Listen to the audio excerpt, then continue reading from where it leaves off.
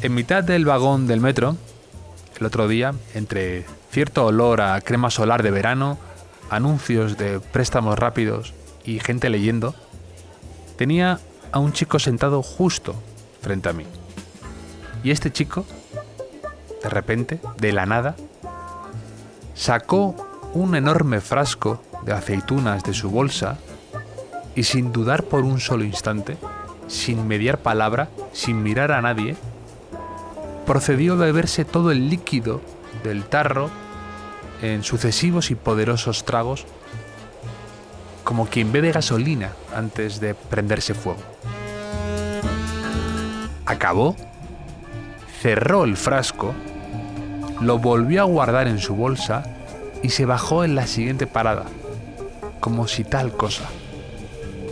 Y por ahí se fue, sin mirar atrás, como los superhéroes justo después de salvar a la ciudad de un descarrilamiento de tren, dejando al resto de pasajeros del vagón mirándonos atónitos, sin comprender lo que acabábamos de presenciar.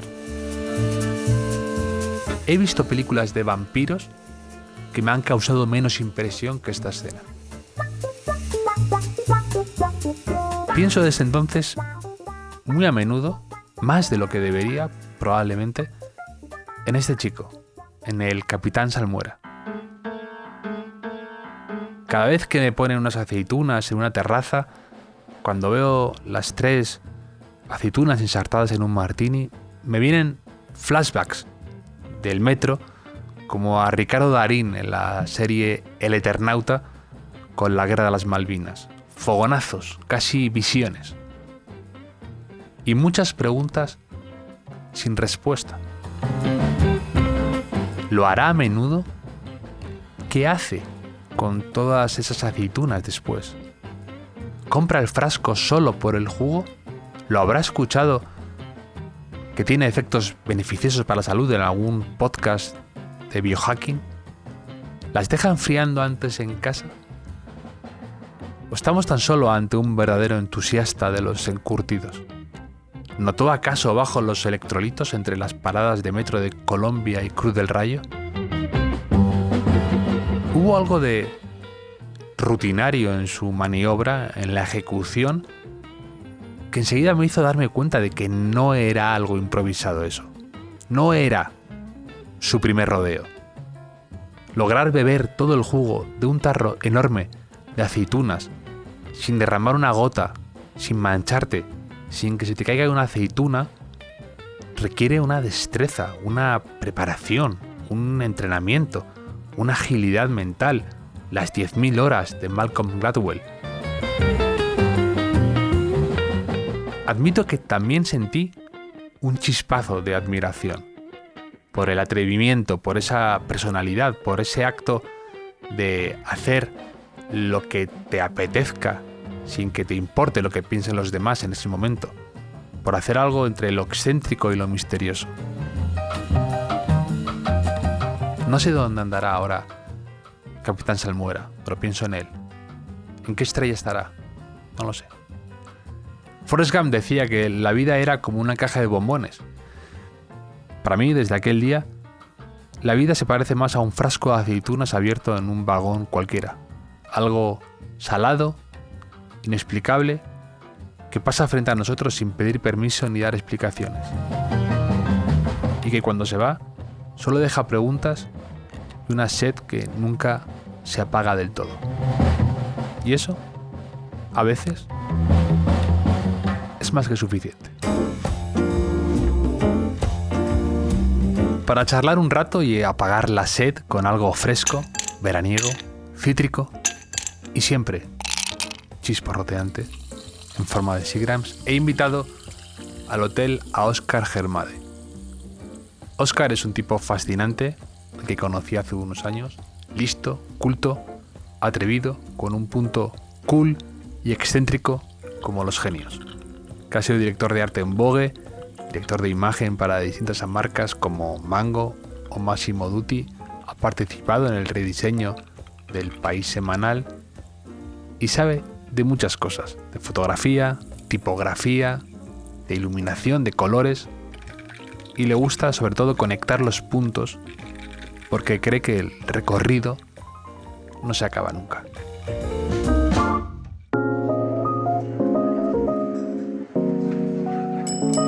Bienvenidos al Hotel Jorge Juan con Javier Aznar, un podcast de Vanity Fair y Seagrams.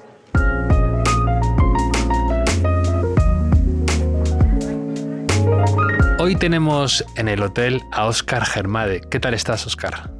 Muy bien, muchas gracias por invitarme a tu hotel.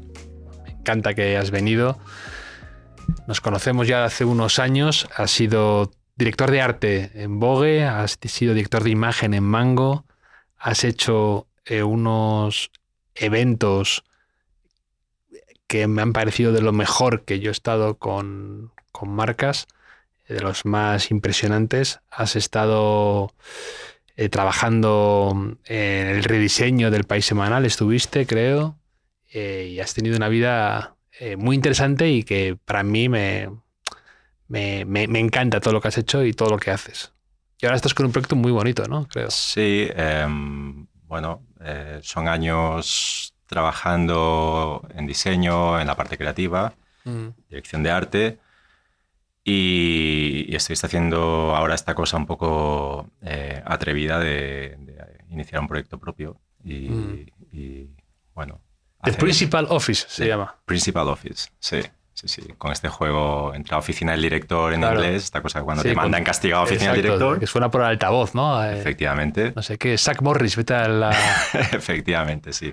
Es un poco ese juego y este de principal, porque al final pues, lo principal en mi vida y en lo que ocupo casi todo el tiempo es en esto. Y esa especie de juego de palabras entre inglés y castellano siempre me ha hecho gracia. Hace años tuve un estudio de diseño gráfico que se llamaba Solo.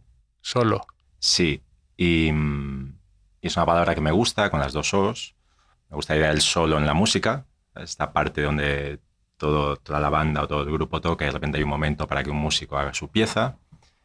Y no recuerdo en qué película, pero igual que nosotros usamos muchos anglicismos en una película, en versión original, en inglés, me hacía gracia que alguien decía I am solo here. Y usaba esa palabra en castellano dentro del inglés y me pareció como muy bonita, ¿no? Sí. Que ellos entienden la palabra solo. Y la usan mucho, es muy... Sí. A mí también me sorprendió. Una de las primeras veces que estuve en Estados Unidos de pequeño, dije, acaba de decir esta persona si viajo solo, solo en castellano, y me pareció extrañísimo. Me acuerdo que volví y se lo pregunté a mi profesora de inglés y me dijo como que yo me lo había inventado. Y el tipo puso a cada uno en su sitio. Te confirmo que no te has inventado. Y Han Solo también es un poco esa especie de héroe solitario, de buscavidas y todo esto.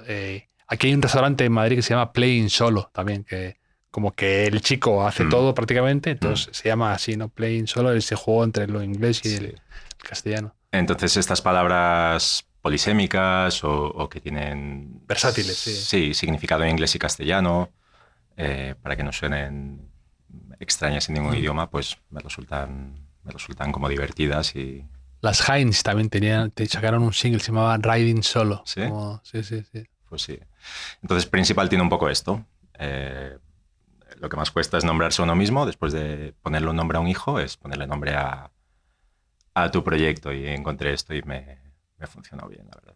Y ahora vas a hacer como, digamos, la parte creativa con marcas y la conexión con el público, ¿no? Y con... Sí, al final esta experiencia acumulada de hacer o de proyectar cómo se presenta una marca, cómo se comunica, qué tipografía, qué código visual tiene, y la parte de experiencia de eventos, ¿no? Que al final, pues, esto que comentabas, creo que cala mucho en cómo la gente conecta con estas marcas, pues me parece interesante, y me parece interesante hacerlo con toda la gente que pueda y que sea pues afín y que podamos hacer cosas que a la gente le supongan experiencias agradables y que conecten y que sea algo más allá de la pura transacción. Esto creo que está bien. Sí, porque cuando a veces hablamos de eventos, creo que la gente que está escuchándonos piense más en eventazos, que es lo que yo he estado contigo, ¿no? Pero son pequeños, ¿eh? Hiciste una cosa con Mango que me encantó, que era en el club de natación, ¿no? de Barcelona. Sí. que es un sitio muy... me acuerdo cuando llegué, hay gente entrenando a waterpolo y esto. Hiciste una especie de presentación de la nueva colección de hombre, pero había luego una cena y la mesa bajaba del techo. Una de las cosas más impresionantes que he presenciado en cuanto a... Y peligrosas. Y peligrosas, sí. Y luego hiciste otra cosa en las Tres Chimeneas de Barcelona, ¿no? Esta especie de que no se hacen cosas ya casi ahí, ¿no? Es una especie de... Bueno, ahora lo han abierto, sí. Ahora empiezan a hacer algunas cosas. Sí. Pero vosotros fuisteis pioneros. Eso sí. Era... que es una especie de fábrica antigua, Era una ¿no? antigua fábrica, sí. En Sant Adrià del Besòs, que es como esta Sí. línea imaginaria entre Badalona, Barcelona y el pueblo de Sant Adrià.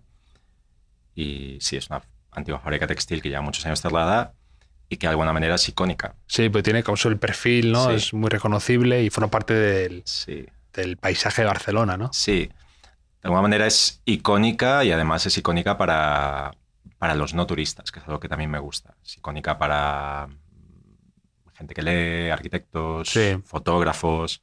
Es un lugar de peregrinaje para diseñadores, gente que le gusta, pues, eso, la arquitectura. Y esto me parecía muy interesante.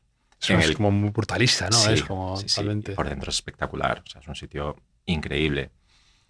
Y en ambos casos, o sea, la localización es muy diferente. En el caso del club de natación, me gustaba mucho este costumbrismo de que tú vas a ver una colección de moda y, como dices, pues vas pasando con gente que va con el gorro de piscina, el niño tal, el otro haciendo waterpolo, El pasas olor. por los vestuarios, el olor a cloro. Y esto me parecía como muy bonito, ¿no? Que de repente descontextualiza la experiencia que vas a vivir después. Además fue como en primavera. Sí. Me acuerdo que ese día jugaba el Barça contra el PSG, me acuerdo.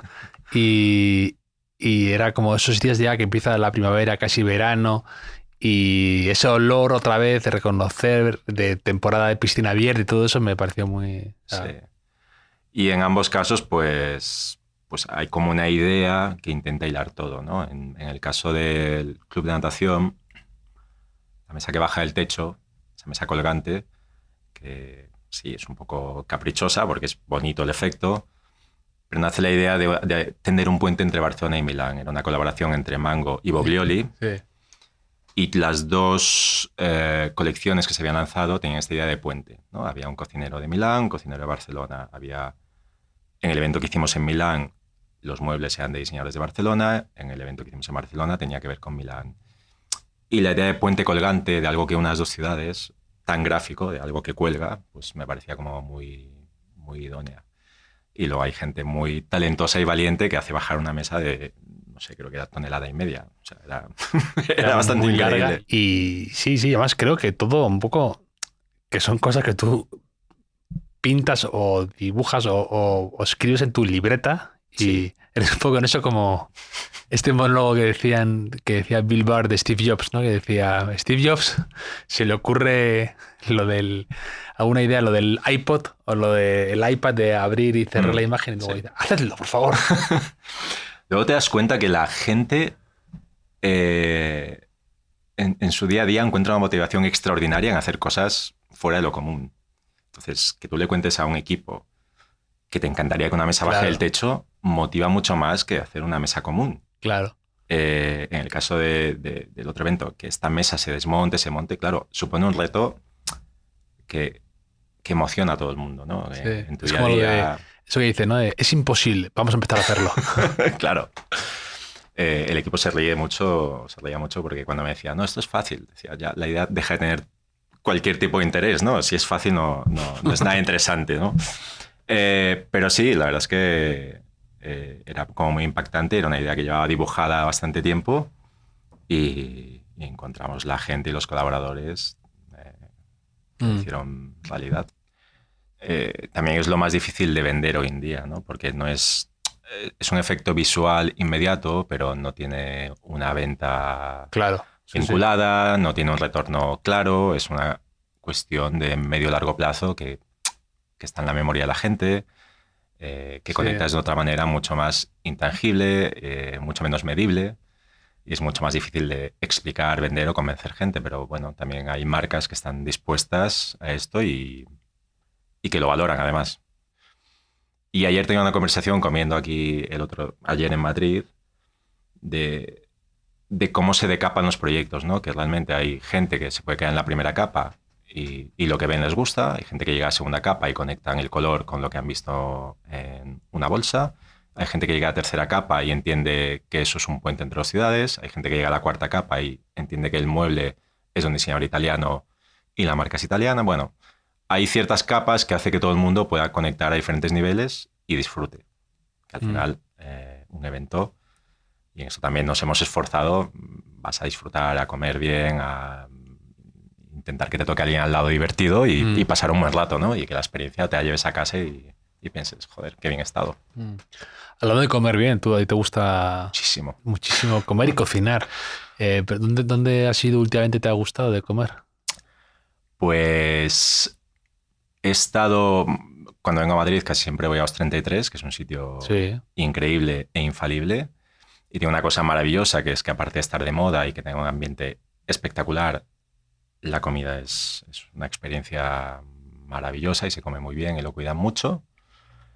Y la última vez que estuve en Nueva York estuve en Emilio Balato, un italiano fantástico, y comí la mejor parmigiana que recuerdo. O sea, os recomiendo 100%. Sí. Queda muy snob esto de recomendar un sitio en Nueva York. Fue casualidad, pero... Seagrams es una marca de Nueva York. Aquí comentamos siempre cosas de Nueva York. Porque... Maravilloso. Sitio increíble. ¿Y en Barcelona cuál es tu sitio para ir que no te falla? Mira, en Barcelona hay un sitio donde no vas a ver gente haciendo fotos a la comida y subiéndose a Instagram. Es un sitio de mantel blanco que me parece un signo de calidad infalible, que es el Igueldo, que lleva 20x años abierto y se come de maravilla. O sea, es un sitio sin pretensiones, pero que se come muy bien. Está en el Eixample y siempre que tengo que comer bien, voy al Igueldo. Es mi sitio fetiche. A ver si no, ahora no se te llena de gente. Espero que no. Como eres como el efecto Anthony Bourdain, ¿no? Que hay sitios que Anthony Bourdain recomendaba en su programa y de repente morían de éxito. ¿Sabes? Claro. Como que se desbordaban de gente. Sí. Es peligroso eso, sí.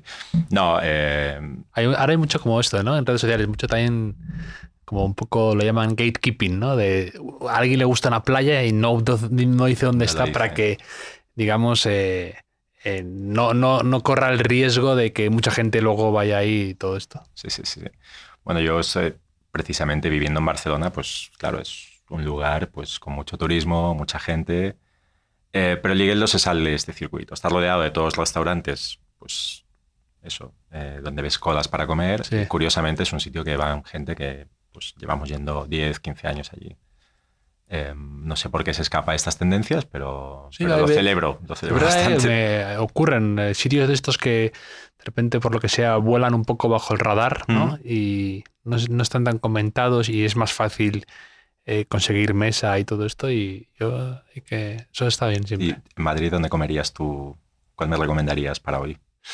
Para hoy, yo ahora he ido mucho a un sitio que se llama Aramboure, me gusta mucho, lo recomiendo aquí alguna vez. Que el cocinero Pachi es un tío bastante bueno y me gusta el sitio, me gusta la iluminación, me gusta la idea que hay detrás. Es la iluminación del restaurante. Es mi nueva neura, pero también, no solo de los restaurantes, también, ¿sabes qué me está ocurriendo mucho? Por la noche no me gusta que haya mucha luz, ¿sabes? En cuanto a, digo, un bar, una discoteca, el otro día se lo decía a unos amigos que los conciertos, ahora hay muchísima luz en los conciertos. Hay muchísima luz en todos lados, en general. Digo, pero ¿por qué me voy a un concierto y me metes unas luces que... cegadoras, sí. Sí, que pierde toda la magia, el misterio, de esa... Y hay alguna vez en sitios de estos por la noche, ahora hay como más luz que antes. Y digo, lo bonito es un poco ahí... Estoy tan de acuerdo y de hecho, pues eso, trabajando en los eventos, pues había esta broma de que yo siempre voy apagando luces, ¿no?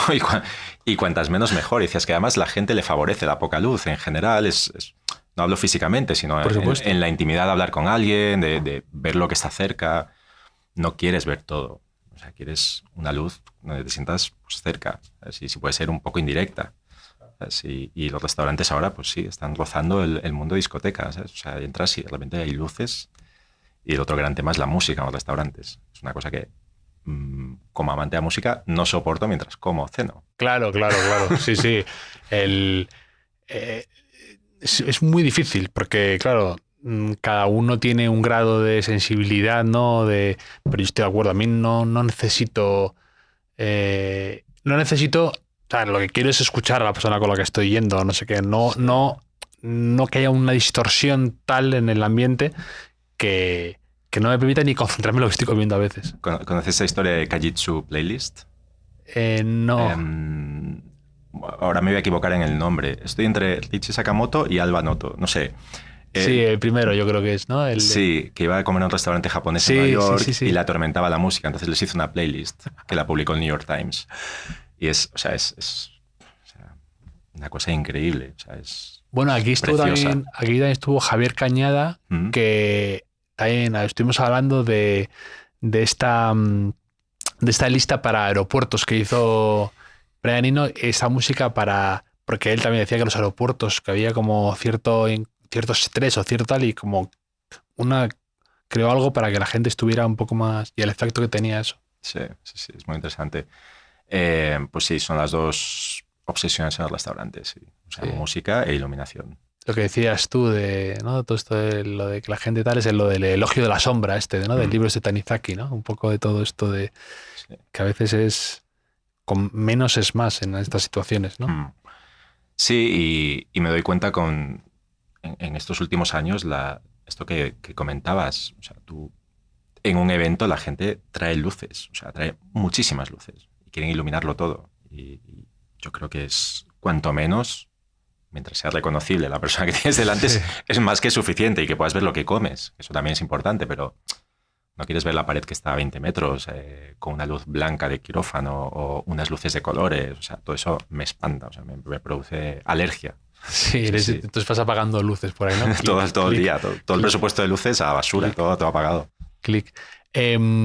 Hablando de proyectos y de cosas interesantes que has hecho, creo que en su momento hiciste una sesión con Martin Parr de... Dos. ¿Dos? Sí. Una en Benidorm, creo. Me gustó, ¿no? tanto la primera que conseguí repetir, sí. ¿Cómo fue trabajar con Martin Parr? Fue una experiencia Martin Parr desde el principio. Yo estaba trabajando en Vogue y le propuse a la directora, que en ese momento era Eugenia Torrente, hacer una editorial con Martin Parr. Creía que tenía mucha gracia hacer algo con él, y más en España, que él ha hecho muchísima parte de su trabajo en España y en Benidorm especialmente.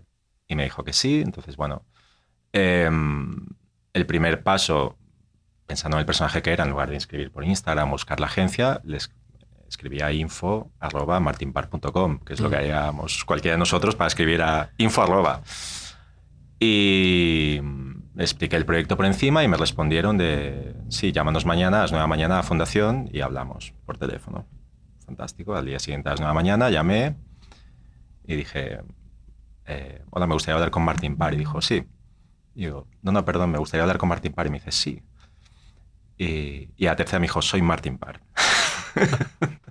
Y me imaginaba ahí esperando al lado del teléfono la llamada impaciente. Sí. Y entonces intenté explicarle el proyecto y me dijo, no, ya he leído el mail, quiero saber si hay vuelos directos. No quiero hacer escalas. Y dije, sí, hay vuelos directos, etc. Entonces, ¿Pero el vuelo va desde dónde? Desde Bristol. Y entonces fue todo muy sencillo. Toda la parte de producción, muy sencillo. Su única queja fue que lo pusimos en un hotel de 5 estrellas, que le parecía extremadamente posh, dijo. Él no quería... ¿De dónde iba a sacar material para sus fotos? Ahí no hay material en absoluto para él. Y luego, pues, cosas que me sorprendieron muchísimo. Él viaja con 2 cámaras y nada más. O sea, no tiene ningún tipo de equipo, y una persona que le lleva una bolsa, simplemente. Y claro, yo había visto el trabajo de Martin Parr siempre desde fuera y creía que había mucha ironía. Y cuando hablas con él y lo ves trabajando, no hay ironía. Él es parte de ese mundo y de esos personajes, y se integra perfectamente. Y cuando te explica de dónde viene él y cómo interactúa con la gente, no hay una mirada tremendamente irónica. Él retrata lo que ha vivido. Y nosotros lo vemos desde una perspectiva, pues eso, alejados, y vemos la ironía, vemos ciertas escenas, pues un poco alocadas, etcétera, pero él no, es lo que ha vivido y así lo retrata. Y es de clase obrera y retrata pues la clase obrera británica, ¿no? Y esto que a nosotros nos parece pintoresco, pues seguramente a los que nos ven desde fuera a nosotros también. Y él me lo explicaba así. Y luego un momento maravilloso que a las 4 de la tarde paró el shooting. Stop, stop, stop. A los gritos. Entonces dijo, es la hora del té. Es como, sí, claro, como... Entonces paramos 25 personas a tomar el té. Es como un chiste de un inglés, un español y un... Sí. Me encantan estos clichés cuando se convierten en realidad absoluta. En realidad absoluta. En realidad absoluta. Hijo, es la hora del té. Entonces, 2 modelos con vestidos, el maquillador, todo el equipo de Vogue, todos tomando el té en el paseo marítimo de Benidorm. Y sí, para él es sagrado. Y después la otra cosa que para él era fundamental era que cenásemos todos juntos. Que también me sorprendió mucho, porque yo me imaginaba que él, pues... Al revés, la gente dice, claro, yo ceno en el hotel tranquilo, estoy saturado de la gente. Sí, a 6 de la tarde, hasta luego. No. Él nos preguntó varias veces si podíamos cenar todos juntos en un local indio. Quería cenar curry, sí o sí. O sea, una vez más... Se le metió en la cabeza el curry. Una vez más. No sé, eres un personaje que viene del Reino Unido aquí, pero necesito cenar curry hoy otra vez. Y no sé, era todo fascinante. Y cómo él se mueve con la gente. Yo, como aficionado a fotografía, me preguntaba cómo hacía las fotos. Él se plantea delante de alguien, le hace una foto y luego habla con él 10 o 15 minutos. Y se interesa por quién es y dónde viene. Y le explica quién es él. Es que hace no mucho vi el documental este que estaba en Filmin y tal. Pero es verdad, y es algo que siempre he pensado en su trabajo. También hace un año fui a una exposición en Londres de todas las fotografías de Elton John y de su marido Furniss, ¿no? Furniss. Y tiene una colección de fotos increíble, ¿no? Desde Stephen Shore, no sé qué, y tiene varias de Martin Parr.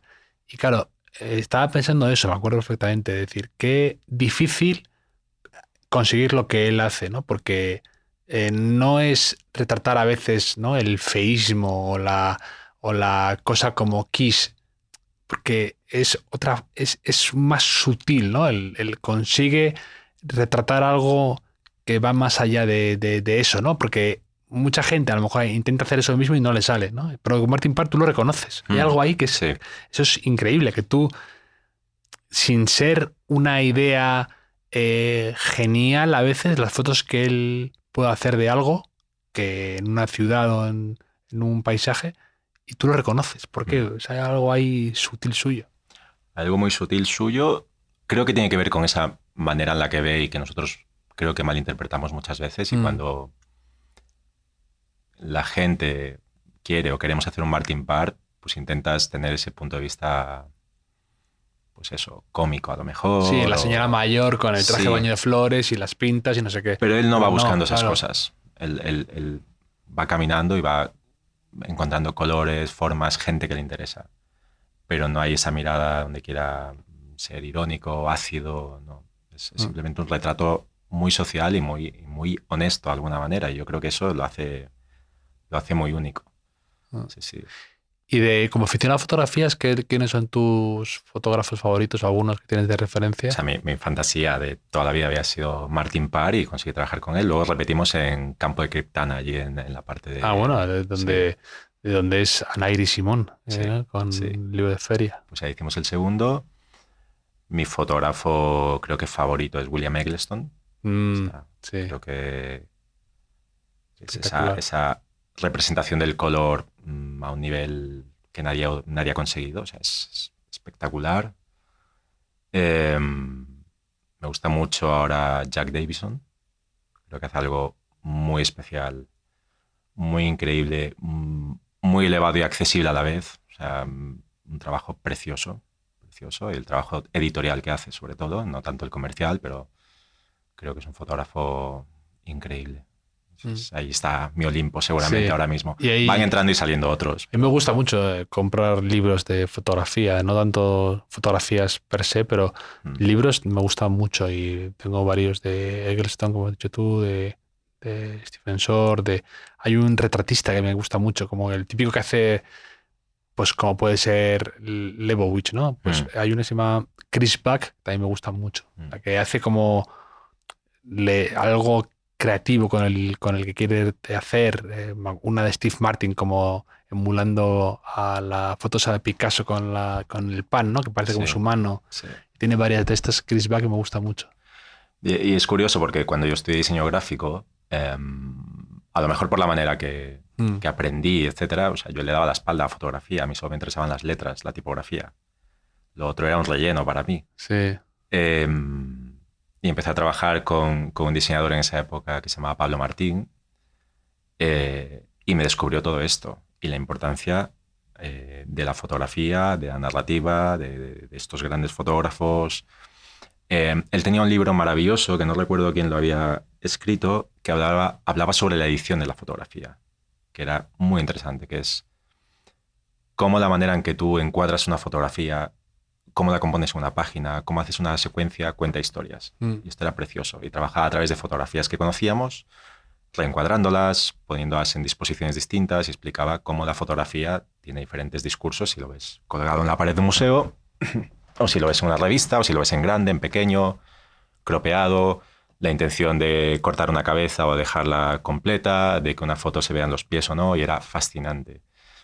Y yo que había vivido de espaldas a la fotografía, pues de repente descubrí que esto era todo, ¿no? Y lo contaba todo. Y también estuve de espaldas a la ilustración muchos años y después descubrí que esto era igual de maravilloso y que donde no llegaba la fotografía se podía explicar ilustrando. Entonces esto, o sea, son descubrimientos infinitos, igual que llegué a los eventos hace unos años. O sea, es muy, muy curioso que el recorrido no se acaba nunca y vas descubriendo cosas. La tipografía sigue ahí, por supuesto, pero van apareciendo cosas que creías que no eran importantes o menos importantes y luego se convierten en pilares fundamentales en tu trabajo y en tu vida. O sea, yo paso la mitad del día viendo fotografía y es lo que me apasiona.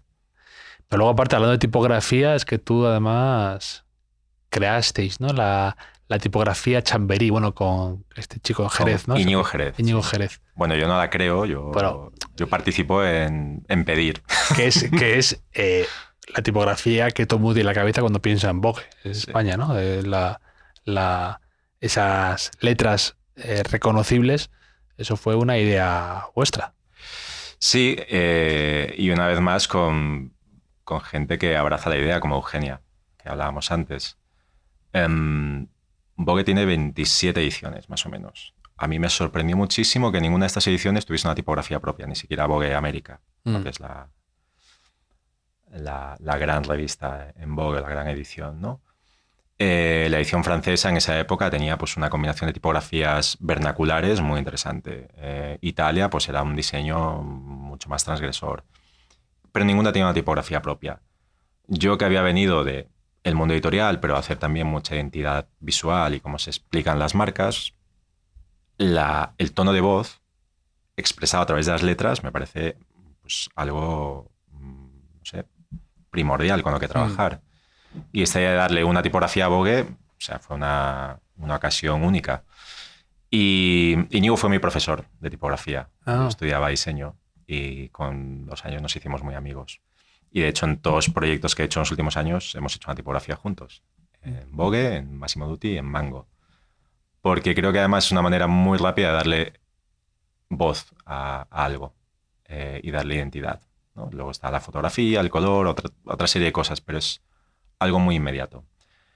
Y además la tipografía tiene varias cosas. Tiene una parte técnica que es, o debería ser, invisible. Y esto es un trabajo fascinante que hace Íñigo.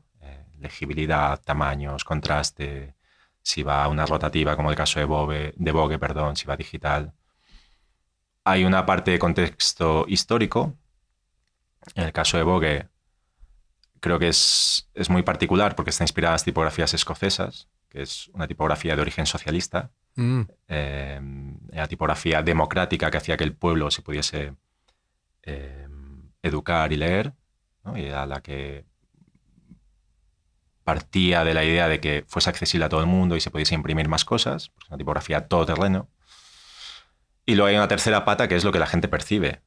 Y en ese caso creo que además Chamberí representa muy bien lo que la gente entiende como moda, ¿no? Que curiosamente viene a las cabeceras de Vogue y de Harper's Bazaar. Y el logotipo que ahora tiene Zara bebe de eso. Y Fabien Barón, que lo ha hecho, entiende muy bien estos códigos, ¿no? Cuando todas las marcas se desvían hacia las tipografías de palo seco, austeras, minimals, ¿no? Zara, Fabien Barón van hacia otro lado, que es, no, la gente entiende la moda en Didot, en el contraste de la tipografía, en esta cosa clásica. Y viene de las cabeceras de Vogue, Harper's Bazaar y este trabajo. Ya. Yeah. Y con Íñigo, este trabajo de interpretar todo esto y hacer una tipografía que hablaba esta semana con él, decía, se está empezando a convertir en un clásico Chamberí, porque es una tipografía que ya no solo de Vogue, sino que se puede licenciar para otras cosas. Y cada vez la veo más en la calle y en diferentes cosas. Sí. Y en marcas que quieren tener este tono. ¿Sabes? Cuando tú te quieres apropiar del tono de la moda, claro, acudes a estas tipografías. Y se está convirtiendo en una especie de estándar, y esto me hace muchísima ilusión. Y ojalá dentro de 10, 15, 20 años sea esta especie de estándar de moda como es Didot o Bodoni. Yo ahora veo mucho revival como de la tipografía asociada con el periodismo de los años 90, por ejemplo, la del Wall Street Journal, sí. La de Chicago Herald, todas estas tipografías que eran muy bonitas, sí. Las están recuperando marcas y proyectos e ideas. Y tiene esa... Y es lo que tú dices, que es, en tu cabeza de repente lo asocias con veracidad, con hechos, sí. Con opinión, con criterio, ¿no? Y ese juego, cuando lo sacas del contexto del periodismo a la tipografía metida en una marca, en una cosa de ropa y tal, ese efecto es muy curioso, sí. Lo que tú decías de... Y luego hay otra serie de capas que hablábamos antes que... Por ejemplo... ¿Te gusta a ti una buena capa, eh? Sí, una buena capa. Que hace que una tipografía sea femenina o masculina, que es una conversación que está siempre, ¿no? Y cuando hacíamos Chamberí, decían, no, es que tiene que ser más femenina. Claro, ya son conceptos mucho más delicados que hace algo femenino o masculino. Sí, es como lo de los perfumes también, sí. ¿No? Que en realidad no hay per se masculino y femenino. Y aludes digamos, al imaginario de la gente o a la memoria histórica o a lo que la gente ha identificado, ¿no? Esta cosa de rosa y el azul que es horrorosa. Pero al final hay ciertos gestos en la forma de la letra que hay más afinidad por la historia al público femenino o masculino, ¿no? Entonces, Chamberí es muy inteligente y el trabajo que ha hecho Íñigo, que es el mejor tipógrafo, te diría nacional, pero yo creo que tiene una categoría mundial, ¿no? Y de hecho está trabajando para grandes proyectos, es muy inteligente de interpretar estas cosas y en no hacerlas obvias, pero que estén ahí y que la gente de alguna manera las perciba sin saber nombrarlas, que es algo que es precioso en sí mismo, ¿no? Entiendo algo, pero no sé nombrarlo. Y esto me parece mágico en cómo Íñigo hace las letras. ¿Tú, por ejemplo, estabas a favor o en contra? Yo claramente en contra, pero Gracias por posicionarte primero. Sí, para nada te quiero influir, pero me tienes que dar la razón. Cuando con Celine, con la tilde y sin tilde, ¿no? Que ahora vuelve a tilde, vuelto, creo. Sí. A mí cuando la quitaron dije, ¿pero por qué? ¿Que somos animales? Yo que tengo tilde en mi inicial, que durante años he sufrido el abuso de la gente por eliminarla, por ser una mayúscula. Bueno, es que, por ejemplo, Oscar Tusquets se niega a que le pongan el tilde en la O. No, yo me niego a que me lo quiten. Por eso. Hay gente que Oscar Claro. Es curioso. Sí, yo he sufrido muchos años, entonces no entiendo esa barbarie de fusilar algo como Celine. O sea, totalmente a favor... O sea, estoy contigo. No me queda otra opción, pero bueno, en este caso no quiero que me eches, nos queda un rato, pero en este caso además la tienes, ¿no? Que es una casualidad. Y por ejemplo, de marcas o de... ¿Qué te encanta de tipografía? ¿O qué es lo que te ha llamado la atención o que ha llamado la atención de tu ojo, ¿no? Sí, o sea, estoy viviendo este revival que dices... y muchas de estas marcas están volviendo a cosas que tenían, Burberry o Burberry, depende cómo queramos decir, que bueno, a lo mejor está un poco perdida ahora mismo en varios niveles, pero sí que ha vuelto a un mundo donde estaba más cerca a lo que era, ¿no? Ha vuelto a una tipografía con serifa, que también recoge otra tendencia, o sea, al final es cíclico y es tendencioso, ¿no? Lo que empezó Loewe con esta especie de vernacular, ¿sabes? difícilmente identificable, con una influencia un poco alemana en el logotipo, etcétera, pero no sabes muy bien de dónde viene ese loewe. Podría ser un poco vasco, un poco alemán ahí. Pues Burberry está ahí, un poco más redondeado. Entonces creo que las marcas están volviendo a esto, ¿no? Este palo seco, esta cosa casi clínica, creo que se está perdiendo. Hace poco salía, ¿no? Sale cada cierto tiempo una especie de imagen de muchos logos de moda de Saint Laurent, Celine, Dior, no sé qué, Burberry, que cómo era antes y cómo son ahora, de que todos son como minimal, totalmente casi intercambiables, sin ningún tipo, pues por toda esta especie de fiebre que también yo lo he sufrido mucho como aficionado al fútbol, también con el tema de los escudos y todo esto, ¿no? De reducirlo todo a la mínima expresión, quitarle toda gracia, toda identidad o toda personalidad, ¿no? Y eso yo lo llevo francamente mal también. Sí, y mira, yo te digo porque mi tipo de letra favorita es la grotesca, que es una letra racional, alemana, sobria. ¿La grotesca es? Grotesca. ¿Eso cuál es? Es la letra de palo seco, pero curiosamente se llama grotesca. En Estados Unidos se llama gótica, gothic, y en Europa es grotesca. Entonces, bueno, es mi tipo de letra favorito. Tengo ahí una conexión racional, sobria, etc. Pero desvestir a las marcas de cualquier tipo, sea un equipo de fútbol, sea la cafetería donde llevas 20 años desayunando o una marca de moda, de ciertos códigos me parece un error. Por ejemplo, Saint Laurent es un logo de Cassandre. O sea, es histórico, es como tirar una fachada abajo para pedírsela a un arquitecto nuevo, una fachada histórica. Pide a un arquitecto nuevo que te haga algo al lado o en otra sede, no está mal. Pero renunciar a historia, que es además gloriosa, como el caso de tener un logotipo diseñado por Cassandre, me parece un error. O tener un escudo de un equipo de fútbol que representa ciertas cosas y la historia, más que un error me parece innecesario, porque no ganas nada, desconectas con mucha gente, cabreas a otros cuantos aficionados al fútbol, y no estás generando nada positivo, no es un cambio a mejor, ¿no? Sí, y que a veces es muy del momento instantáneo, y es tan moderno que se queda antiguo enseguida. Sí, esto también pasa mucho. Eso es una paradoja. Sí, y nadie está libre de caer en esto, ¿no? Entonces, mira, el otro día cuando hablaba con una amiga esto de Principal, me decía, por favor, no uses una tipografía de palo seco. Espero que respetes la tradición y la trayectoria y hagas algo digno. No seas como todas estas marcas que hacen palo seco con las letras espaciadas, etc. Sí. Y en Casa Herrero Cuchillo de Palo todavía no he hecho ni logotipo ni nada de la agencia, pero claro, hubo un momento que puse una grotesca, pues espacial, y dijo, joder, es que tiene buena pinta.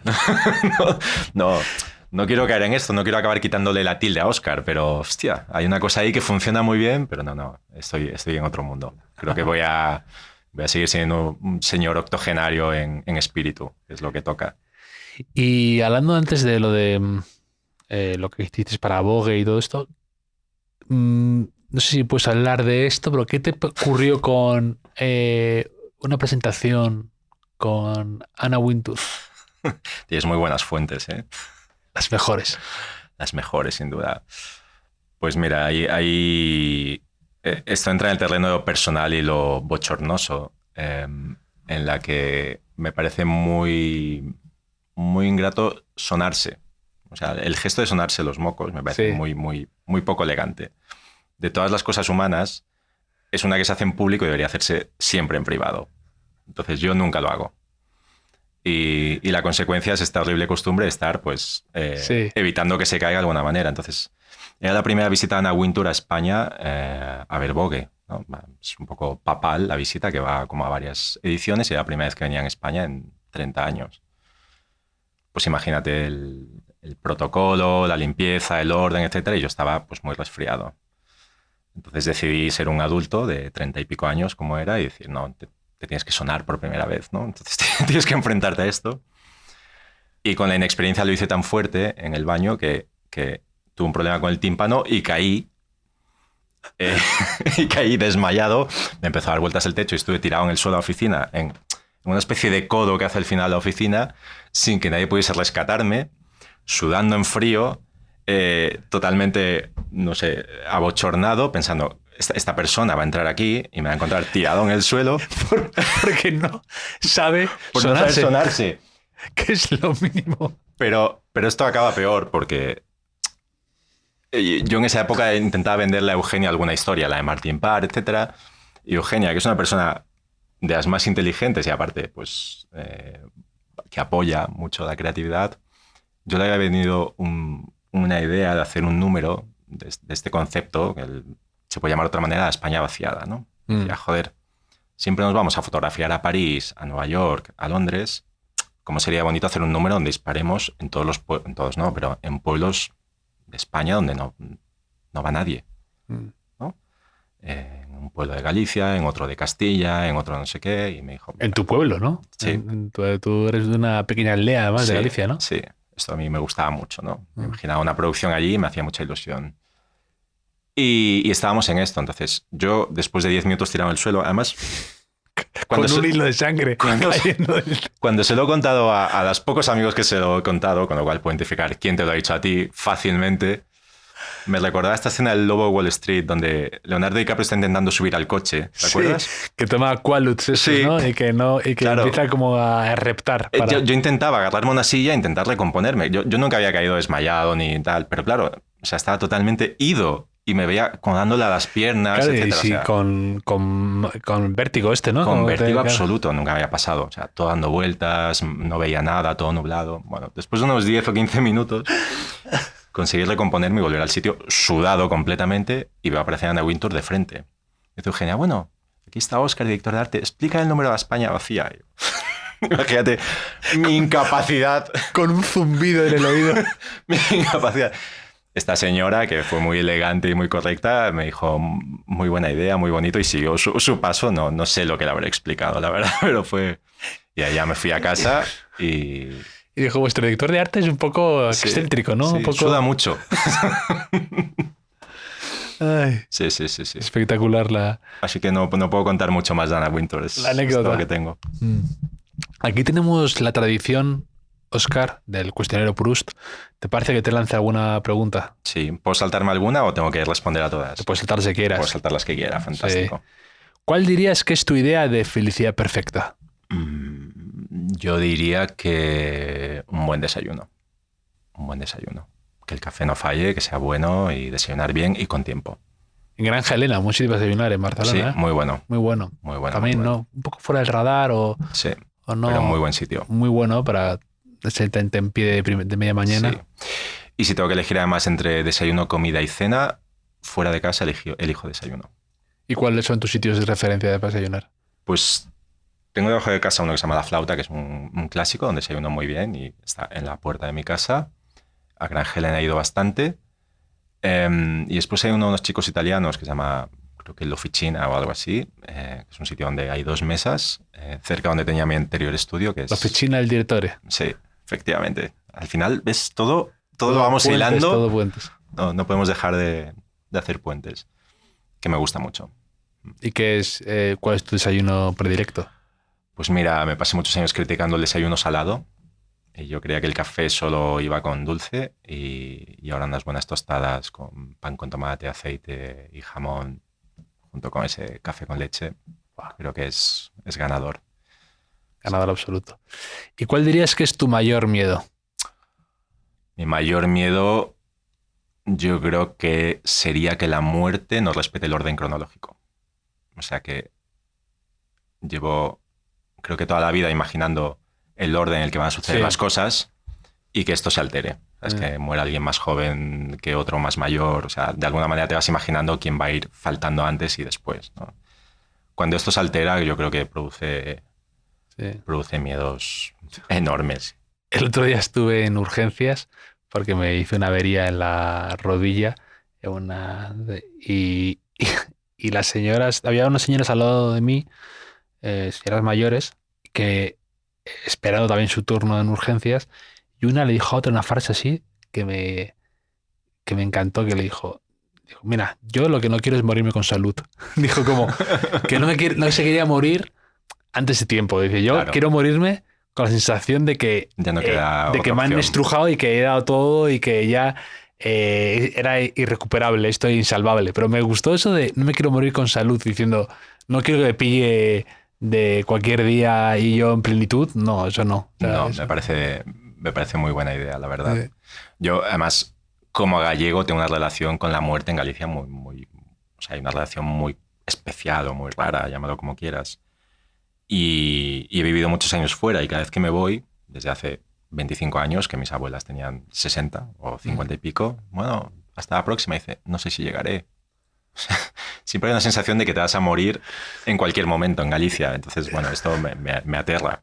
Sí, no sabía yo que en Galicia había Sí, una conexión sí, especial. sí, sí, sí. Hay como todo es como una combinación entre lo tabú y que siempre está como presente, ¿no? En las conversaciones, etcétera. Sí, es algo raro. O sea, cierto pesimismo tal vez Sí, ahí. cierto pesimismo en general. Sí. Y en este caso yo creo que encaja, pero sí, hay un pesimismo bastante general. Sí, sí. Hablando de muerte y Galicia, ¿viste la peli Asbestas? Sí, ¿Te gustó? me gustó mucho. Me gustó mucho porque o sea, es muy real. O sea, no es muy real que haya gente que mate en general. Bueno, está basado en una Sí, historia sí, sí. Eso sí.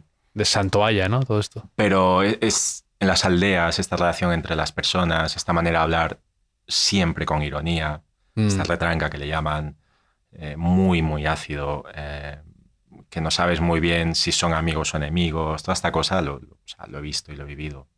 Entras a un bar y se saludan personas y no sabes si se van a matar o si son hermanos y se adoran, ¿sabes? Esta cosa siempre así como Sí. de tensión continua. Sí. Otro día vi una película que la han puesto por las nubes, francesa, que se llama Misericordia, que dicen que es de las mejores. A mí, bueno, No te encantó. no, pero me conectó. A mí Asbestas me encantó y me recordó muchísimo a Asbestas por momentos, muchísimo. Mm. Y es también un pueblo en Francia y también y es una de las películas más oscuras que he visto en mi vida. O sea, cuando dices, vaya oscuridad de película, ¿no? A mí me ocurre de vez en cuando, ¿no? La de... Hay una que se llama Antes de que el diablo sepa que has muerto, Mm. que esa es con Philip Seymour Hoffman y Sí. Ethan Hawke, es de las películas más sórdidas, pesimistas, fatalistas que yo he podido ver en mi vida. ¿Sabes? Sí. Sí, o sea, a mí me encantó. La vi además con mis padres y todos salimos con esta sensación de realidad, ¿no? Más allá del asesinato, esta sensación de que sí, que es un retrato muy bueno y muy oscuro y muy turbio esa tensión continua de la película, donde parece que en realidad no está pasando nada, pero es una tensión absoluta, ¿no? ¿Cuándo? Y sí, me parece muy, muy buena. ¿Y un rasgo que no te guste de ti mismo? Pues seguramente, o sea, me aíslo mucho. Tengo capacidad para que cuando algo me incomoda, me aíslo, me aparto, me alejo. Esto me incomoda, no me gusta. O sea, debería seguir ahí. Tengo poca constancia. Mm, Tengo poca constancia en general. mm. Incluso trabajando. O sea, necesito trabajar en varias cosas a la vez. No puedo estar un día entero trabajando en algo. Y lo mismo con las personas. Me cuesta mantener la constancia. Bueno, una última exposición de arte o un museo que te haya emocionado, que te haya gustado especialmente.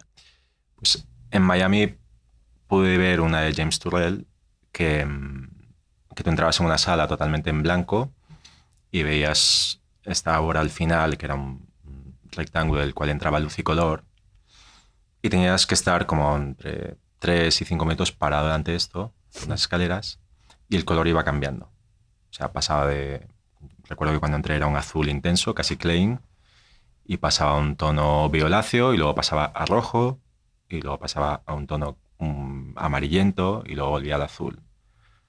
Y nos explicaba que el color no cambia en absoluto, que es la manera en que tu ojo se va adecuando a esa sala totalmente neutra, y al impacto de la luz, tu ojo va cambiando el color. Y me pareció fascinante.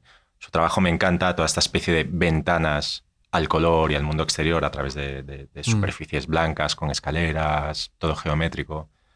Y me parece, o sea, la experiencia es como, o sea, ¿cómo puedo estar viendo esto y que mi ojo me esté engañando continuamente? Porque el color cambia cada 10 segundos, pero a una velocidad absoluta, como cuando tú manejas una rueda de color y vas de un lado a otro.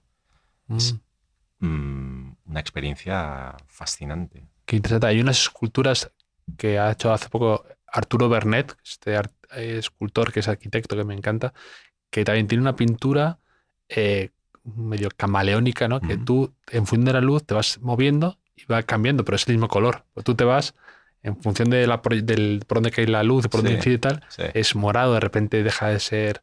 y es impresionante esa... Sí, aquí era como estar delante de una pared pintada de un color y con un foco de luz único y la velocidad a la que cambia y la intensidad, o sea, increíble, increíble. Y además entiendo que a ti luego, si pasó de azul a violáceo tal y luego vuelve a azul, te dio un poco de paz, ¿no? Porque eres muy fetichista tú con el azul, Sí, creo. sí, me siento en casa en el azul. Concretamente en el Pantone 286U. Sí, sí. No, era un secreto, pero ahora ya veo que es público. Sí, es el azul perfecto. Es el azul perfecto. Es el azul perfecto. Los británicos además le llaman Royal Blue. Es como el azul de la realeza. Es como este azul que no es ni eléctrico ni marino, está ahí en medio. Es el azul. El azul de tus short jackets estas, ¿no? Sí. Estoy leyendo un libro de Daniel Entrialgo. Sí, el azul, justo. Sí, vino aquí Israel Loriga y le mencioné ese libro. Sí. También hablaba un poco de esa idea de que los griegos no veían el mar como lo veíamos nosotros. Sí, me pareció increíble, ¿no? Que el azul no existía, no veían este color. Y el libro realmente es muy interesante, ¿no? Como hablando de toda la historia de la percepción del color. Y ya hace unos años encontré estas chaquetas de trabajadores de fábricas y del campo franceses. Muy Bill Cunningham, sí. Sí, muy Bill Cunningham. Y una marca en especial que se llama Le Laboureur. Sí.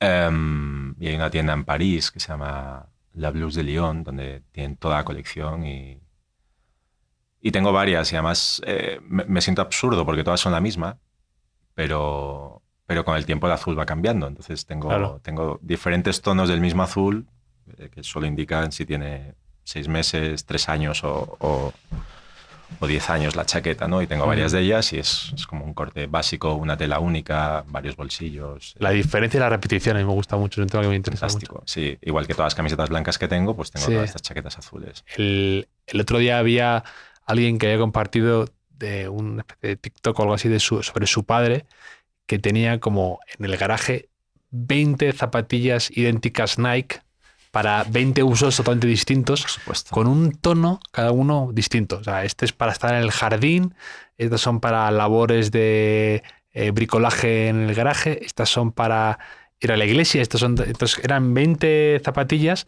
de más nuevas a más cascadas, claro. Y cada una tenía una función específica, determinada y clarísima. Y el tipo no dudaba, decía, estas son las que uso para esto. Y me encantó eso, me pareció tan... Yo no tan claro, padre. Yo no tan claro, pero hay algunas que, por ejemplo, uso para las sesiones de fotos. Hay una que es las sesiones de fotos. Hay otra que es la de vestir. Es la que, oye, cuando quiero vestirme e ir un poco bien, pues esta es la azul que me pongo. Y luego las otras son un poco más elásticas en el uso, pero hay dos que tienen un uso muy claro. Pues también da un poco de paz, ¿no? Tener como tu uniforme, ¿no? De tener, no pensar demasiado, decir, mira, me cojo esto y ya está. Sí, y de hecho un poco lo tengo. Lo que pasa es que no se lo cuento a nadie porque no quiero que me ingresen, pero sí que tengo asociada ropa a momentos o a usos o incluso a días, ¿no? Eres un poco toc con esas cosas, ¿no? Un poco, sí. Creo que Steve Jobs decía que no quería perder tiempo en esto, ¿no? A mí me da paz saber asociar cosas, ¿no? Para ir a tal sitio me he visto siempre igual, ¿no? La gente cree que no tienes más ropa. Sí. Cosa que me parece también una muy buena idea, ¿no? Que solo tengas un uniforme. Me da cierta pena el declive del uniforme, realmente, ¿no? Es una cosa que antes se veía mucho más y se va perdiendo. Por ejemplo, las aerolíneas americanas, estas más nuevas, hay como 7 uniformes, entonces cada persona del staff que va en un avión va vestido diferente. Me parece una experiencia horrorosa. Nada más bonito que los uniformes de aeronáutica de los años 60 o 70, ¿no? o... Panam y todo Sí, eso. pero quiero decir, cada profesión tiene su uniforme, o tenía. Mm. Ahora vas a cualquier sitio y todos van vestidos pues, de cualquier manera, entonces pero me encantaría tener un uniforme. Hablaba con un amigo hace tiempo que los directores de arte iban con un determinado traje y corbata en los años 30 o 40, ¿no? Alexei Brodovich o Lieberman, Alexander Brodovich o Alexei Lieberman, y otros pues tenían su uniforme de trabajo, ¿no? Y cuando llegaban a la redacción pues también tenían otra chaqueta que se ponían. Esto se ha perdido. No he abandonado la recuperación de la costumbre, pero sí que va en declive uniforme y me parece que es una pena, la verdad. Es bonito y te ayuda a identificar, ¿no? Y da paz. Mm. Da paz, aunque te tilden de que seas maniático, ¿no? Sí, es totalmente infundado. Ah, sí, entonces, ¿qué te ocurre con el lavavajillas? Nada, la vajilla funciona perfectamente, no tiene ningún problema. Pero con el huevo, Con el huevo culpo a mi madre otra vez. ¿Sabes? Esta cosa de terapia que todo acaban los padres. No sé si quieres que te lo cuente porque después no vas a poder evitar, porque esto me ha pasado. La vajilla o homenaje que toca el huevo después tiene un olor muy particular. Entonces, ¿sí? si tú lo metes a lavavajillas y luego sacas un vaso de ese lavavajillas, tiene este olor no Sí. neutro, huele a pues, esta especie de putrefacción del huevo, esta cosa como incómoda, fea. Entonces todo lo que yo cocino, que cocino mucho, todo lo que toca el huevo lo lavo aparte. Ya, Mi madre incluso le pone una gotita de lejía y lo deja a remojo. ya. O sea, es como para que esto ya pase al siguiente nivel de desinfección. Sí.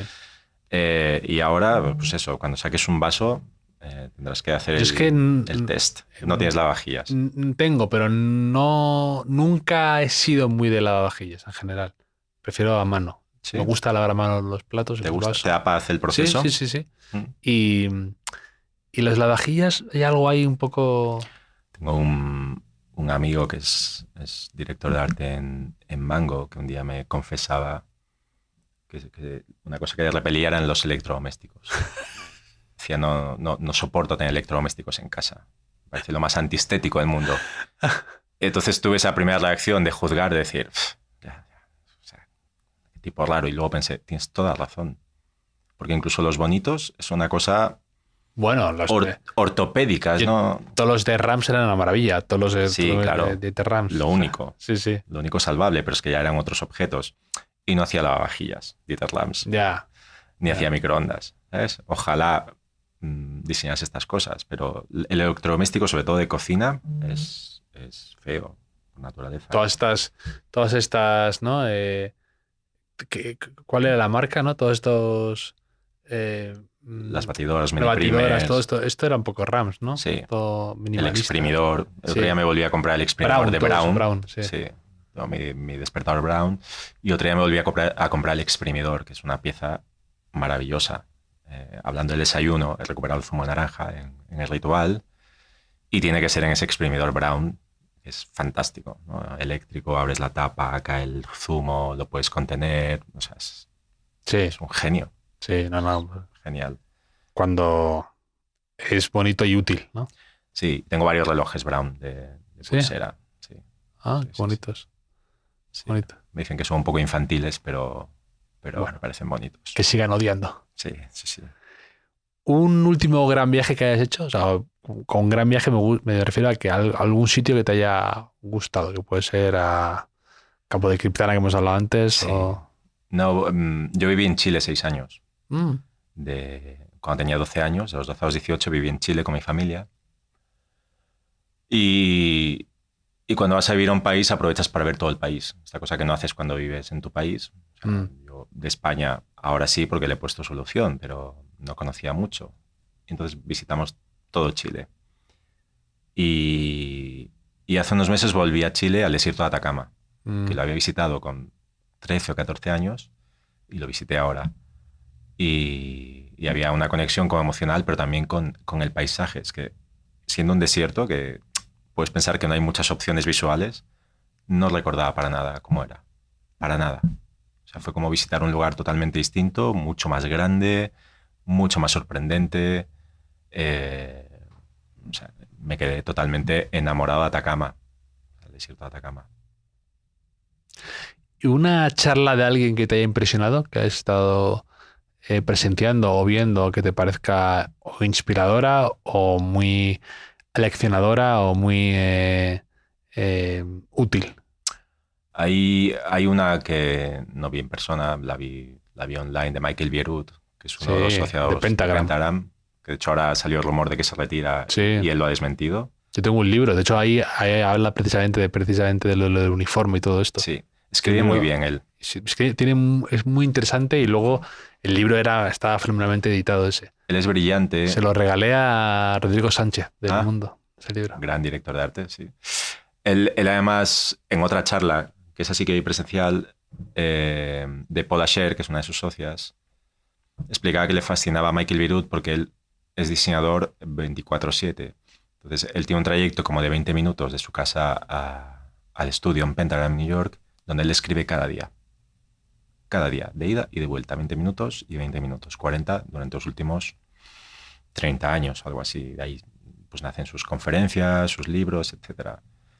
Y es muy difícil encontrar diseñadores que escriban bien. Entonces, yo como diseñador, que me gusta leer sobre diseño, normalmente o es muy técnico o tiene cierta pobreza en la escritura, y él creo que lo hace muy bien, ¿no? Y tiene un punto de vista muy interesante, es brillante, su carrera es espectacular. Y vi una charla de la cual siempre me quise copiar, pero me da pudor, porque habiéndola hecho él, pues la copia va a ser peor, donde la primera diapositiva decía que esta charla no tiene imágenes, ¿no? Entonces, era una reflexión sobre el diseñador y los clientes y la relación humana, y era todo reflexiones en texto sobre cómo es un diseñador o cómo debería ser o cómo se comporta, cómo lo había hecho él o cómo son los clientes, y sobre todo sin imágenes, ¿no? Que lo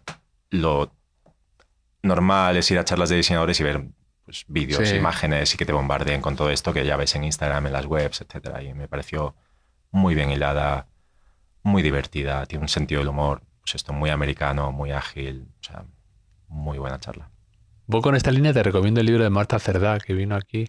Lo tengo, no he empezado todavía. Marta es amiga. Es amiga, pues es un ensayito de anagrama que me encantó, me parece como muy sucinto, pero lo mismo, es hablar de diseño sin imágenes, ¿no? Que a mí esas contradicciones me gustan, es como aquí muchas veces que hablo de cosas pues como olores en un formato audio, que puede ser algo contradictorio, pero eso funciona luego, sí. A la gente le gusta. Sí.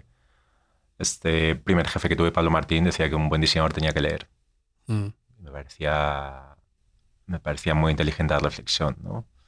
Y luego Tony Segarra, que también ha estado, decía que los mejores directores de arte eran diseñadores, porque tenían esta cultura visual. Entonces, uniendo estas piezas me gusta mucho, ¿no? Y creo que gente como Michael Bierut, etcétera, articulan todo esto, ¿no? Son diseñadores gráficos, entienden la fotografía y el discurso, saben escribir, leen, tienen referencias, y creo que todo esto hace buenos diseñadores, ¿no? Si te quedas en la parte puramente formal, es pobre, de alguna manera. ¿Y un olor favorito que tengas? ¿Un olor? Sí. Pues mira, hoy estaba pensando en comprar Acqua di Parma, este olor de verano que me encanta. Y yo creo que este me fascina. Siempre es buena opción. Siempre es buena opción. Sí. O el jabón de Marsella. Sí, también. No sé si puedo meter dos respuestas. Sí. También, por supuesto. ¿Un hotel preferido en el que has estado? Un hotel preferido, hay uno en Big Sur.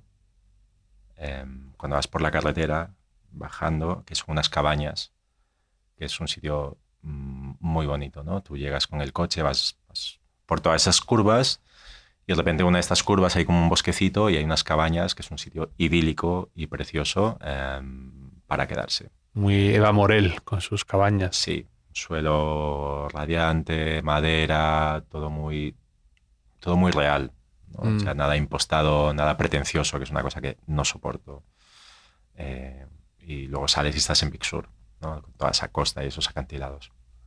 Es como Martin Parr, ¿no? No buscas el 5 estrellas, buscas algo más o distinto. No, lo ostentoso me da mucha pereza. Buscas la verdad, ¿no? ¿Un libro que hayas regalado mucho o que tengas en tu mesita de noche habitualmente. Tengo uno que estaba buscando para traerte, te lo traeré porque es muy difícil de encontrar aquí, que es de Ben Scott, que se llama Miscellany. Ah, no lo conozco. Entonces es un tipo entre editor y diseñador. Es un libro pequeñito de tapa dura donde recoge todos los datos que le parecen interesantes.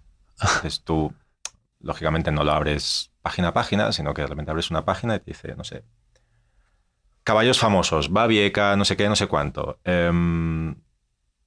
Y encastrado con eso, o sea, en la misma página, si le cabe, pues te pone, no sé, correspondencia entre metros y yardas. Después, presidentes de Estados Unidos. Después te pone himno la Marsellés y te pone la letra.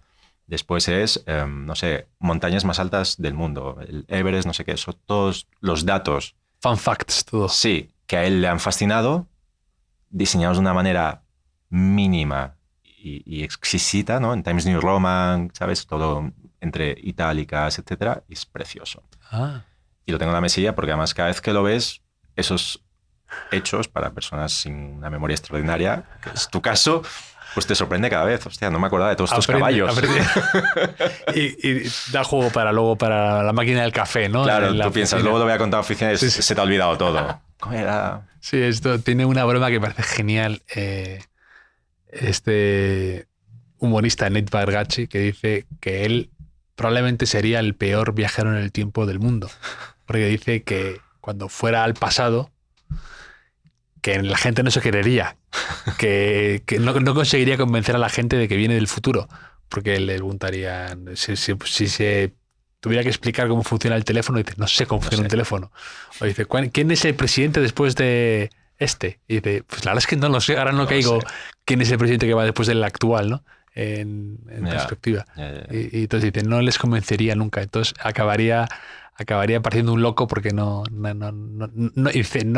conseguiría ni lucrarme, o sea, no conseguiría ni ganar dinero con toda la información que tengo en 1800 y pico. De verdad, genial. El primer disco que te compraste con tu dinero. Con mi dinero, o sea, recuerdo que el primero que me regalaron fue el de Campeones, la banda sonora de los dibujos de Campeones. Y yo creo que el primero que me compré con mi dinero puede haber sido uno de Paco y Lucía. Curioso.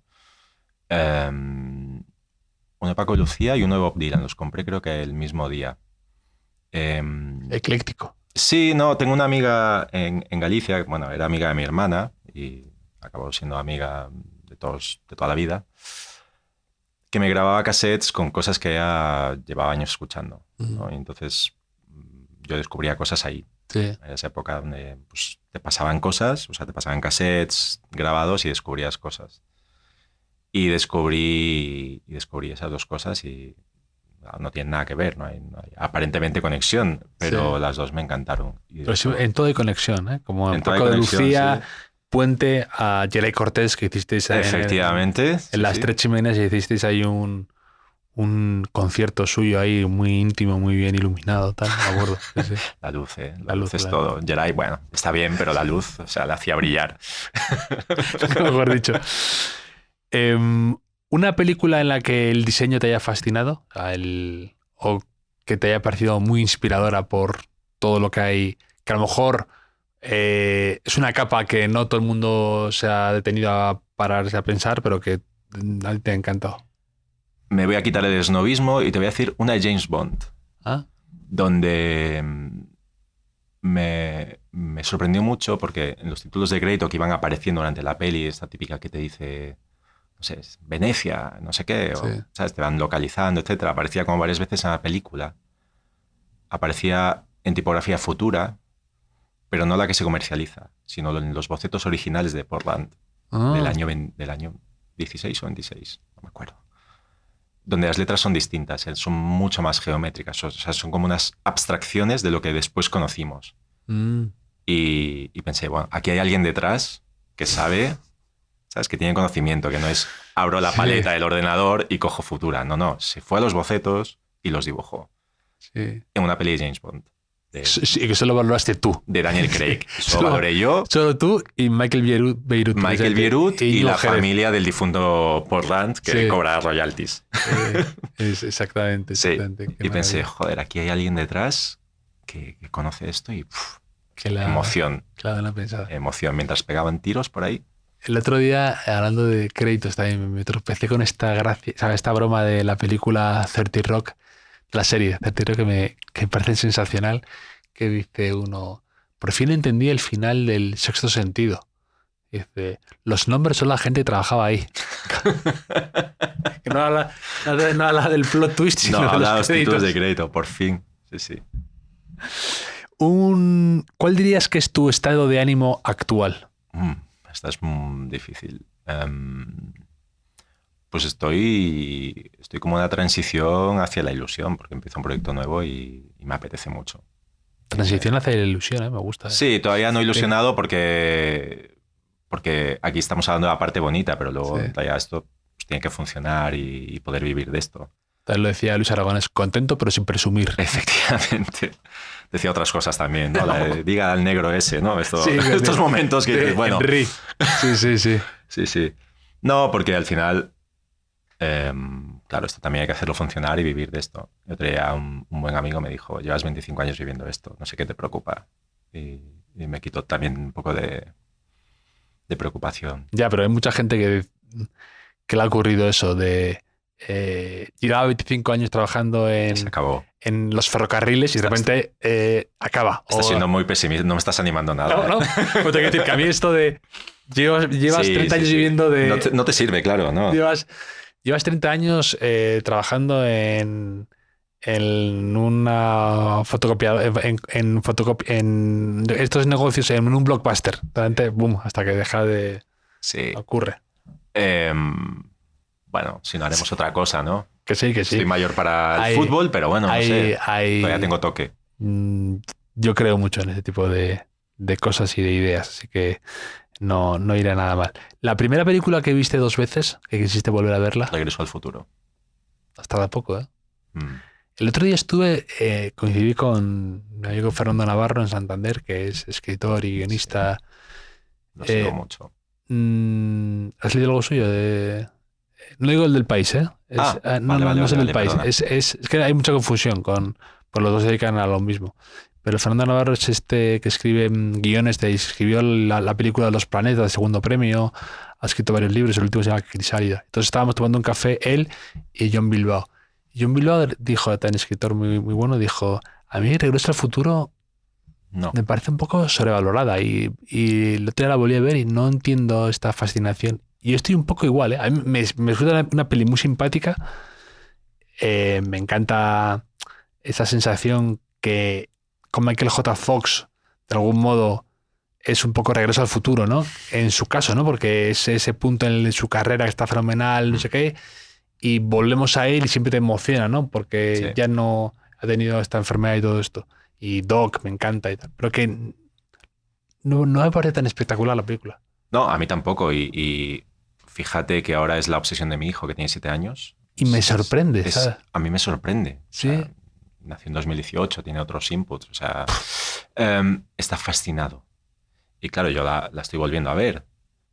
Y no le veo no la veo brillante. No, y incluso a veces hay cosas que digo, ahora no se podría hacer esta película No. por el ritmo, ¿sabes? Por Sí. la lentitud del argumento. Pero de alguna manera estoy unido a la peli y la he visto muchísimas veces. Pero claro, la idea es tan potente, lo de Sí. viajar en el tiempo, que... El otro día también comentábamos en un grupo de amigos que les gusta mucho el cine, de no sé cuántos años tienes tú, de los que crecimos viendo las pelis de los 80 y los 90, el poco filtro que había en esas películas. Claro, Y yo algunas veces he hecho esta cosa que voy a dejar de hacer, de enseñarle a mi hijo pelis que a mí me gustaban cuando era niño, porque te encuentras cosas que no recuerdas, como suicidios, prostitución, o sea, Sí, una sí. serie de cosas que ahora a los niños no se enfrentan a ellas, porque es difícil de procesar o de explicar, etc. Y veíamos todo sin ningún tipo de filtro nosotros. Y claro, esas pelis, curiosamente yo no me acuerdo de nada. Los Goonies, películas así como que sabes que has visto y sabes de qué van, pero no recuerdas. O sea, yo por lo menos no recordaba las escenas y estos amigos tampoco. Y pasan cosas realmente sorprendentes y muy adultas. O sea, no son películas... Censurando ya los... Censurando siempre. En... Censurando siempre. Sí, estoy de acuerdo que hay películas que incluso dibujos animados que eran a veces muy oscuros, ¿no? Pinocho eran momentos durísimos de la película, o Dumbo, me acuerdo, cosas así. Pero por ejemplo, también el otro día hablábamos de Parque Jurásico, ¿no? De por qué las nuevas películas de Parque Jurásico, las 580 secuelas que ha habido, no alcanzan la primera vez, ¿no? Y por ejemplo, estaba leyendo que una cosa que Spielberg había decidido no hacer, por ejemplo, no sacar nada de dinosaurios respecto a la novela de Michael Crichton original. Decía, no voy a sacar ni dinosaurios que vuelen, ni dinosaurios acuáticos, ni dinosaurios tal. Quiero que esté, que sea más realista. Y me parece, el pensamiento me parece genial. De decir, querer mantener realismo en una película en la que hay dinosaurios resucitados y se convierten en un parque temático, ¿no? O sea, la incongruencia o la genialidad de obviar la parte fantástica y darle una capa de realismo a lo que no lo tiene, ¿no? Me parece un pensamiento totalmente contraintuitivo y por eso es tan especial Spielberg, ¿no? Por cómo maneja y no se deja llevar por lo espectacular, ¿no? Por todo controlado, todo contenido, ¿no? Yo me acuerdo la vez que vi Parque Jurásico me fascinaba la escena de unos velociraptores en la cocina, ¿no? Como el terror en lo cotidiano, ¿no? Sí. Eso me parece sensacional. Y luego lo más espectacular, lo más grandilocuente y tal, no te llena igual, ni te emociona, ni te da nada. Ahí, volviendo antes, hay una charla, creo que es una TED Talk de Chip Kidd sobre el diseño de primero la novela y después toda la gráfica de Parque Jurásico, bueno, que te recomiendo. ¿Qué es? Y cómo pasó del libro y de una cosa que medio se había descartado a ser un icono que todo el mundo, o sea... Que ves camisetas por ahí ahora. Sí. Pues esto es de Chip Kidd y tiene una charla muy divertida, como es él, pues muy... ¿Una posesión preciada que tengas? Pues en campo de Criptana, Martin Parr me hizo una fotografía, una prueba de luz, y sin noticia previa me llegó a la redacción firmada por él, impresa. Entonces eso es oro para una persona que admira a Martin Parr como yo. O sea, lo tengo guardado como paño en oro. Tengo una navaja de mi abuelo, que pues, trabajaba en barcos petroleros y estaba 3 o 4 meses fuera de casa. Es la navaja que llevaba y mi reloj. No para aún. No. Los otros son preciados, pero si tengo que salvar un incendio, salvo este. Bien. ¿Y qué es lo último que a lo mejor hiciste porque sí? Porque te apetecía o porque te brotaba. Pues seguramente algo consumista, ¿no? Habré comprado algo que simplemente apetecía. Otra chaqueta azul, la enésima, porque el color había variado ligeramente. Hace poco me compré una, sí. Sí.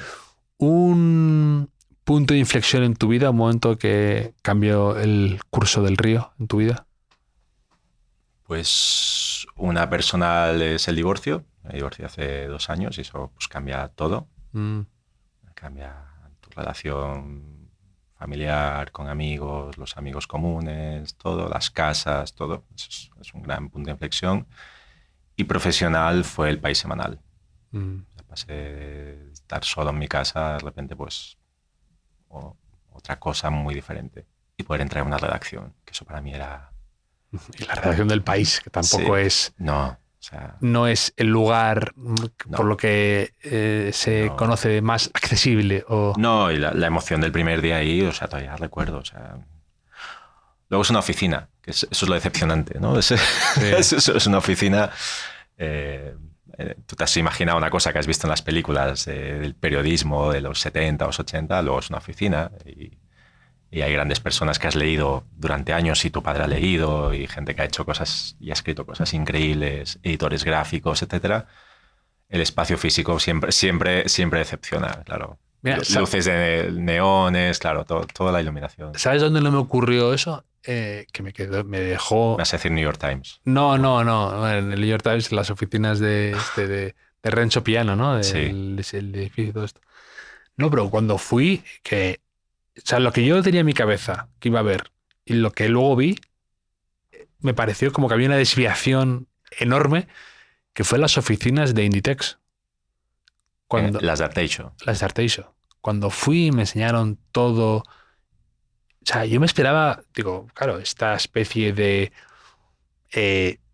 enormidad de empresa. Sí. Me imaginaba todo lleno de burros, de papeles, de gente llevando, de pedidos, de... Tremendamente limpia. Y es, o sea, un espacio, una luz, una tranquilidad se respiraba ahí que me dejó, me parece absolutamente contradictorio con la enormidad de la empresa que luego es, ¿no? Y de todo lo que se supone que ahí tiene que ocurrir, y el silencio que había, la calma, la limpieza en todo, el espacio. A mí eso me impresionó muchísimo.